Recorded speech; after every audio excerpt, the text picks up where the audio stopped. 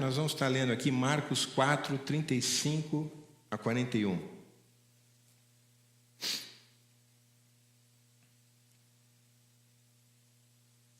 Naquele dia, ao anoitecer, disse ele aos seus discípulos: vamos atravessar para o outro lado. Deixando a multidão, eles o levaram no barco, assim como estava. Outros barcos também o acompanhavam. Levantou-se um forte vendaval, e as ondas se lançavam sobre o barco, de forma que esse foi se enchendo de água. Jesus estava na popa, dormindo com a cabeça sobre um travesseiro. Os discípulos o acordaram e clamaram: Mestre, não te importa que morramos? Ele se levantou, repreendeu o vento e disse ao mar: Aquieta-se, acalma-se. O vento se aquietou e fez-se completa bonança. Então perguntou aos seus discípulos: por que vocês estão com tanto medo? Ainda não têm fé? E eles estavam apavorados e perguntavam uns aos outros: quem é esse que até o vento e o mar lhe obedecem? Feche os seus olhos, Pai. Fala conosco, Senhor, através da tua mensagem, da tua palavra, Pai. Esse texto que é tão conhecido, que muitos de nós já ouviram tantas vezes, Senhor. E não apenas novidade, alguma coisa nova, talvez, Senhor, que a gente ainda não ouviu, mas que a gente possa ser lembrado de verdades fundamentais para a nossa vida, Pai. E que se o Senhor tem algo especial para alguém, Pai, essa noite, Pai, nós te pedimos que não haja resistência no coração, mas que a ação do Teu Santo Espírito, Senhor, quebre essas resistências e dê convicção, Pai, que é o Senhor quem fala, em nome de Jesus. Esse é um texto bastante conhecido e, para mim, quando eu penso, quando eu ouço esse texto, eu já ouvi tanta pregação nesse texto que é difícil, às vezes, assim, o que eu quero falar ou o que Deus está falando comigo, porque tem tanta coisa nesse texto. Mas uma coisa que me salta aos olhos, é com relação ao barco. O que barco fala para vocês, descobri, falaram para mim, que eu sou do milênio passado, não sou nem do século passado, E lá no século passado, ou milênio passado, a gente cantava: com Cristo no barco tudo vai muito bem, passo temporal. Quem conhece esse corinho, Já ouviram? Então, isso eu conheço desde criança, e eu sou criança, deixei de ser criança há muito tempo. Então, esse para mim, é um texto muito conhecido. Mas barco, quando você vê nos evangelhos, Jesus, barquinho, discípulos, A primeira vez que Jesus encontra os discípulos, eles estavam onde? No barco. Fazendo o quê, Pescaram a noite inteira, não conseguiram nada, estava desanimado. De repente, eles encontraram uma pessoa lá que falou para eles: olha, lança a rede do outro lado, Olha, nós pescamos a noite inteira, não pegamos nada. Que história é essa? Não, mas lança, faz isso. E os discípulos lançaram, ficaram maravilhados. Então, logo de início, Jesus falou com eles no barco. E a última vez que Jesus estava falando com Pedro tinha negado Jesus, e eles tinham deixado todas as coisas, voltaram para pescar, Talvez lá para fazer alguma higiene mental, e lembraram, e de repente eles estavam lá pescando, não conseguiram nada, tinha um cara na praia, e Jesus fala para eles, E aí, pescaram alguma coisa? Não pescamos. Então joga a rede. Eles lançaram a rede, o barco quase que virou, Pedro acordou. Mas não foi só isso. O barco estava em vários momentos, e se você for ver esse texto, logo no começo, fala o seguinte: novamente Jesus começou a ensinar à beira-mar. Na verdade, Jesus, ele subiu lá na região da Cafarnaum, Galileia. Ele não ficou pregando, a maior parte do ministério de Jesus não foi em Jerusalém, Foi no norte, E ele estava ali pregando à beira-mar. O contexto disso, que fala aqui, verso 4, capítulo 4, logo no começo do capítulo 4.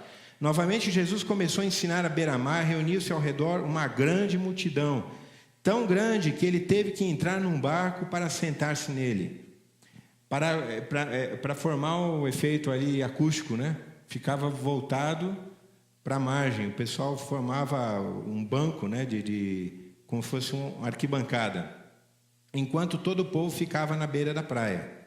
Mas veja agora no capítulo anterior, Marcos 3:9 diz o seguinte: Jesus, na verdade, ele estava seguindo de tão grande multidão que eles traziam todos os doentes, leprosos, paralíticos, endemoniados, né? E era tanta gente de manhã até a noite. Fala, por causa da multidão, ele disse aos seus discípulos que preparassem um pequeno barco para evitar que o comprimissem. Então, se a coisa estava muito apertada, o único jeito que ele tinha de escapar da multidão era pegar o barco, né? O barco também tem uma coisa famosa que vocês devem saber. Jesus deixou os seus discípulos, se ausentou um pouco dos seus discípulos estavam no barco. E de noite aparece de longe, eles acharam que era um fantasma, ficaram todos apavorados. Pedro, que era mais intérprete, quando perceberam que era Jesus, falou, se é tu mesmo, mestre, fala que eu vou ter contigo. Então, barco também é um local que eles experimentaram, né? Foi onde que a fé deles foi crescendo, né? E é interessante que no Evangelho de Marcos ele vai começar a falar que Jesus começou a pregar o Evangelho do Reino. E quando a gente vê todos o que eles diziam, né? Quando Jesus chegou na sinagoga, eles tinham o costume de abrir o livro. E Jesus abriu bem em Isaías 61 e falou, e ele leu, o Espírito do Senhor Deus está sobre mim, porque o Senhor me ungiu a pregar boas novas. Então Jesus começou a pregar o Evangelho, o arrependimento, né? Crede no Evangelho, porque o reino está próximo, o reino de Deus está vindo, arrepender-se, porque o reino está próximo. E eles começaram então, se você for ler o Evangelho, a primeira coisa que eles se espantaram é que Jesus pregava com uma autoridade diferente dos escribas, dos fariseus. Então a primeira coisa que eles se chocaram, quando eles conheceram Jesus, foi a palavra de Jesus. Interessante que até essa questão lá Senhor, olha, nós não pescamos nada, mas já pela tua palavra nós vamos jogar. Então eles ficaram, Jesus é um profeta, né? E eles começaram a ver que Jesus era mais que um profeta. Ele começou a pregar, ele começou a fazer sinais. O Evangelho de João é o evangelho que mais mostra esses sinais, né? Porque os sinais comprovavam, dava testemunho de quem Jesus era. Jesus várias vezes falou, olha, creiam ao menos pelos sinais que eu faço. E os discípulos começaram a ver isso. E aqui está dizendo no começo do capítulo 4, que estava numa situação muito intensa. Os discípulos então eles já tinham visto e ouvido muita coisa a respeito de Jesus. E a gente vê também que nessa história de que eles estavam ali conversando com Jesus, muitas pessoas se escandalizavam daquilo que Jesus fazia e também de quem Jesus curava. No capítulo 4, Jesus começa a falar com seus discípulos e com os outros que estavam ali por parábolas, né? Porque ainda era tanto milagre, a coisa estava tão no ápice, que um pouco mais, se ele não fosse sem parábolas, aí o pessoal ia querer, bom, esse é o nosso rei, né? E vai embora, né? Geralmente é assim, né? Quando tudo está naquele ápice, a super vitória, já pensou? Naquele momento, Jesus curando cegos, endemoniados, né? Não seria muito difícil para aclamar Jesus o rei. Mas alguma coisa acontece interessante quando Jesus, então ele vai, parece que como se Deus estivesse armando, né? Uma de provar a fé dos discípulos agora, né? Jesus fala, vamos passar, entra no barco que nós vamos, alguns outros barcos o seguiram, e de repente, pela soberania de Deus, alguma coisa começa a acontecer, um vento começa a soprar, e as ondas começam a agitar, né? E começa a entrar água no barco. Fala lá naquele versículo, lá fala assim, quer ver? Que o vendaval foi tão forte, de forma que esse foi se enchendo de água, né? Tem gente que já foi lá para Brotas e fez aquele rafting, né? E tem hora que vem um monte de água, mas a gente está com colete, salva-vida, com capacete. Dizem que o rio é perigoso, mas o rio é um pouco raso. Mas aqui não, eles estavam no meio lá do lago, né? E vento, um vendaval, um forte vendaval. e vendaval com chuva, com vento, as ondas lançavam sobre o barco, né, quebravam em cima do barco, e o barco começou a se encher de água. Jesus estava na polpa, né? O que é polpa mesmo? É frente, atrás, é frente, né? É isso? É polpa, é isso? A parte da frente, né? Dormindo com a cabeça sobre o travesseiro, né? Uma coisa assim, parece loucura isso. É interessante que ao mesmo tempo que o Evangelho ele dá provas, dá testemunho de que Jesus é o Messias que haveria de vir, que Jesus é o Filho de Deus, né? Jesus, quando ele estava sendo batizado, João Batista deu testemunho, esse é o Cordeiro de Deus, né? E quando Jesus foi batizado, o Espírito repousou sobre Jesus e se ouviu uma voz, esse é o meu Filho amado, em quem me comprazo. Mas é interessante que Jesus, nós acabamos de cantar que Jesus veio em carne, Jesus veio, se fez homem.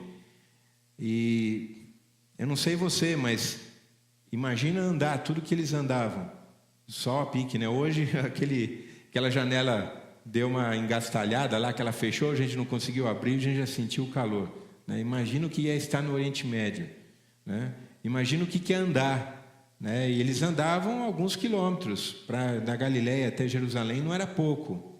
Aquele sol, sequidão, né?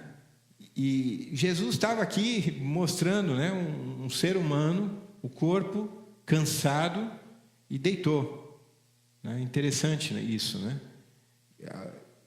E os discípulos foram lá e acordaram. Mestre, espera um pouquinho, tem alguma coisa errada aqui, como é que o senhor pode dormir? Essa frase deles é terrível, não te importa que morramos. Ou eles eram pescadores, vamos dizer assim, bastante experientes, né?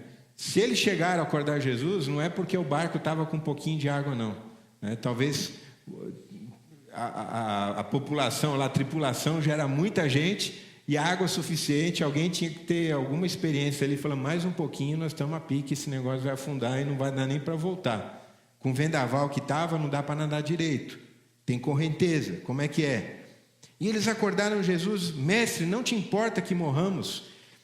A resposta de Jesus aqui, ele foi, acalmou e falou, aquieta-te, acalma-te, e parou o vento e o mar ficou calmo, e Jesus vira para eles, e aqui é a coisa mais louca, né? Por que sois tão tímidos? Ainda não tendes fé? Tem uma outra versão aqui, mais para a linguagem de hoje. Porque estavam com tanto medo, ainda não têm confiança em mim? O que eu queria compartilhar com vocês essa noite, essa pergunta que Jesus fez para os discípulos. Eu não sei se você já percebeu ou se você tem vivido isso. Quando fala ainda não tendes fé, a fé aqui, ela é oposta ao medo, né? Jesus, na verdade, está repreendendo, por que vocês estão com medo? Por que vocês estão tímidos? Por que vocês não têm ousadia? Vocês não têm esperança? Vocês não têm ânimo? Vocês nem param para pensar, por que vocês estão tão travados? Ainda não têm confiança em mim? Jesus, em várias oportunidades, em algumas delas, perguntou, o que o povo diz que eu sou? Há uns dizem que é profeta, outros dizem que é Elias, né? E vocês, quem dizem que eu sou? Muitos chamavam ele de rabino, mestre. E Pedro então confessou, tu és o Cristo, o Filho do Deus vivo. Mas aqui Jesus pergunta, vocês ainda não têm confiança em mim? Vocês ainda não têm confiança em mim?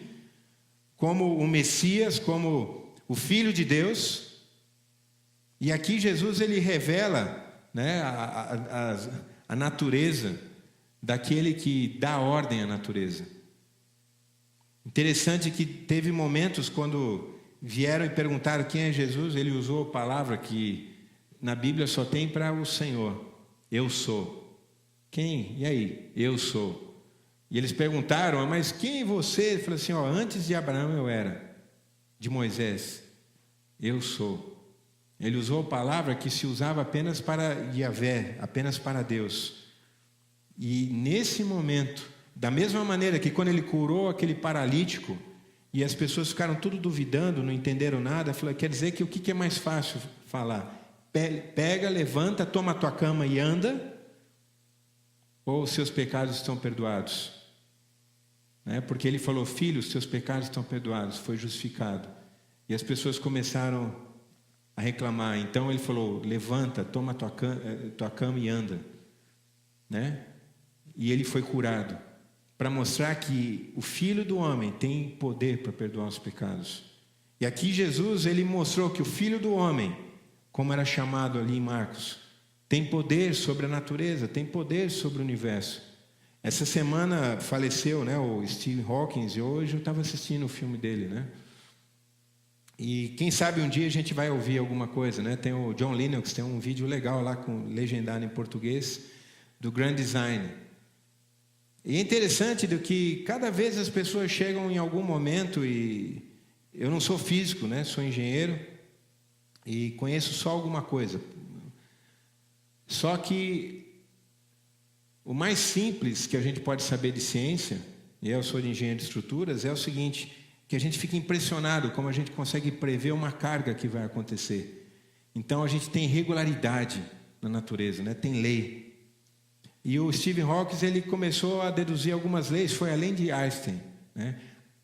Para quem não sabe, antes de Einstein, antes da teoria deles, eles diziam que a Bíblia estava errada, porque eles criam, os físicos, não sei se tem físico aí, mas eles criam que tudo existia sempre existiu, Sempre existiu. Então eles diziam que a Bíblia estava errada. E eles descobriram isso depois que tinha aquele telescópio do Hubble, que eles conseguiram ver. O Hubble, na verdade, eles conseguiram avançar com a observação do universo, das estrelas, e perceberam, olha, teve o Big Bang. Aí os cristãos falaram, bom, então a ciência está provando que teve uma origem, então Deus fez a origem. Aí ele falou assim, não, mas essa origem não é assim, qualquer coisa, tem uma lei. Teve uma origem e foi uma origem já programada, cientificamente falando, Cientificamente falando é que se a gente pode entender a ciência, não é porque o homem é inteligente, mas porque o universo é inteligível, Só existe matemática, não é porque alguém inventou, é porque a gente tem regularidade, a gente consegue ver regularidade, a gente consegue, o livro da vida, o DNA. Para quem não sabe, aqui na escola a gente tem uma sala que chama Francis Collins, Ele foi o diretor do Genoma, do programa Genoma, e é um cristão, e tem um livro, A Linguagem de Deus. Então eu só estou voltando com isso daqui, porque nesse momento, quando Jesus está falando, você ainda não tem fé, o que Jesus estava falando, você ainda não tem confiança em mim como Deus, você ainda não está entendendo, você está vendo milagres, ou você viu alguma coisa, é muito mais do que uma palavra de conhecimento. Deus revela quem Ele é, os atributos dEle, através da palavra dEle. Mas não basta a gente conhecer teologia. Deus nos dá experiência com Ele. Mas tudo isso, o homem foi feito, na verdade, para se relacionar com Deus, como a gente sendo homem e Deus sendo Deus. E a forma com que a gente se relaciona com Deus é confiando em Deus. Colocando Deus, se Deus é Deus, se você crê que Deus existe, se você crê que Deus é bom, e por último, mais importante, que Ele te ama, porque Ele podia existir e não ser bom, você podia ter medo dEle, mas Ele é um Deus bom, amém? Deus é amor, e não só isso, Ele se importa com você, João 3,16, Deus te ama, amou o mundo de tal maneira, que deu o seu Filho. Então o amor dEle que Ele revelou na palavra, diz ali em Hebreus que no passado Deus usou profetas, e falou de muitas maneiras, nossos pais pelos profetas, mas hoje nos falou pelo Filho. E aí Jesus fala, vocês ainda não têm confiança em mim? A palavra de Deus diz ali em Salmos 34:8, provai e vede que o Senhor é bom. Bem-aventurado o homem que nele confia. Confiar em Deus é se relacionar com Deus. A gente confia em Deus porque você crê em quem Deus é. Você crê que Ele é bom, você crê que Ele é confiável. Da mesma maneira que eu falei de ciência, você só aprende ciência porque ela é inteligível. Você só pode confiar em Deus porque Ele é confiável, né? Se Deus não fosse confiável, você não pode confiar. E eu gosto desse versículo porque esse versículo, para mim, assim, ele marcou a minha vida quando eu era adolescente e quando eu me converti. E a Bíblia aqui não está falando, na verdade, que Deus é uma experiência de laboratório, né? Que você pode provar, e essa palavra, você tem prova que Deus existe. Essa palavra é meio ruim, porque dá a impressão que a única coisa que existe no mundo é prova, e prova, se você for fazer talvez um doutorado, ou mestrado, ou mesmo, talvez só na matemática que dá para provar, né? Não sei ainda, né? Se enganam a gente, mas a gente consegue provar e fecha as contas, né? Mas a gente lá na engenharia tem muita conta de chegada, que a gente dá uma acertadinha no final, né? Faz arredondamento. Mas provar aqui é experimentar, ver a evidência de Deus, evidência que Deus dá. Deus não dá evidência para a gente de um jeito que a gente não possa. Se Deus simplesmente quisesse, né?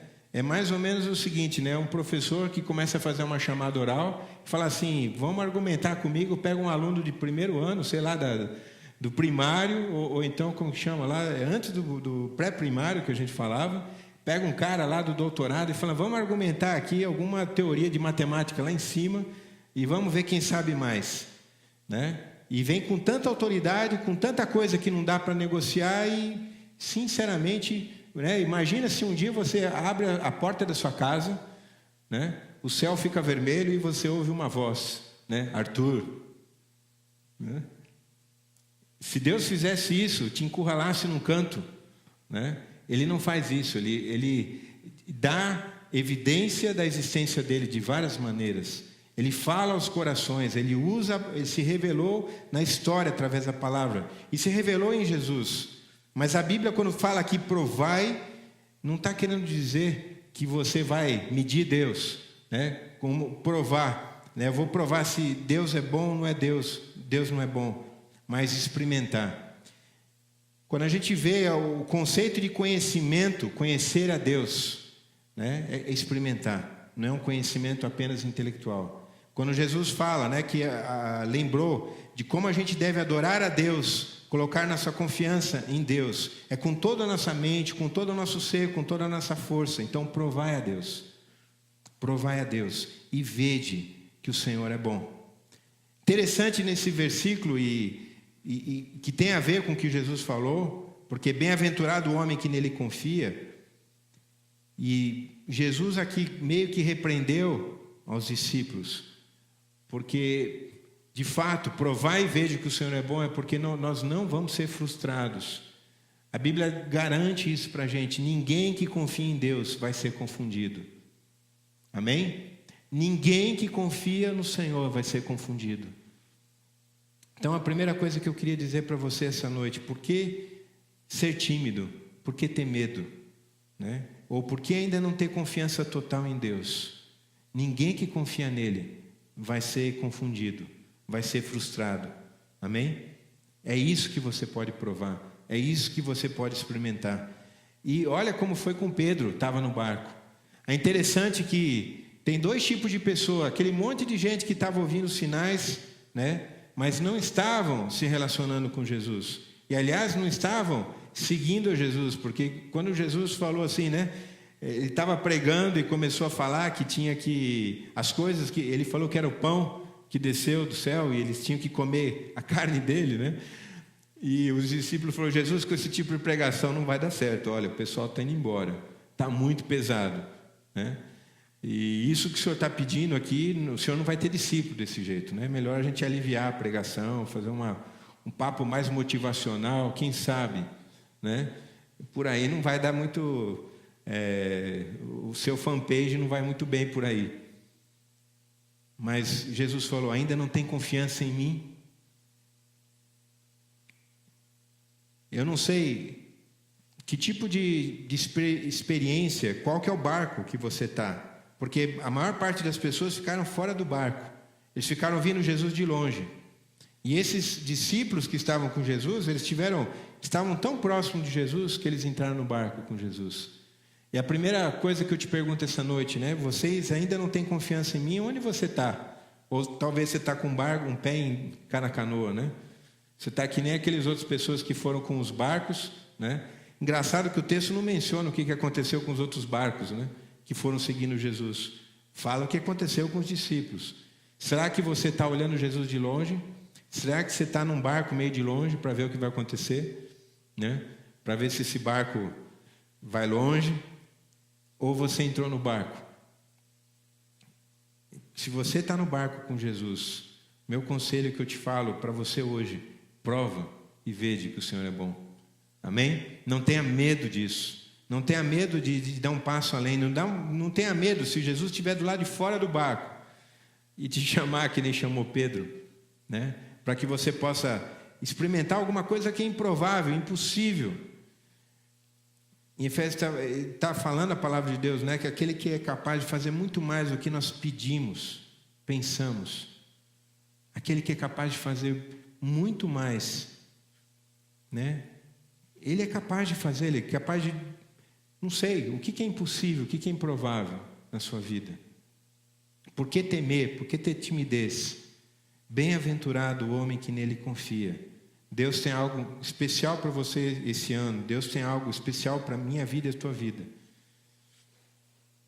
E o convite que eu quero fazer para você é que você não tenha medo de andar nesse barco. Que você não tenha medo, né, de se relacionar com Jesus. Deus quer que você se relacione com Ele. Amém? Feche os seus olhos. Queria convidar você para que você coloque o teu coração diante de Deus.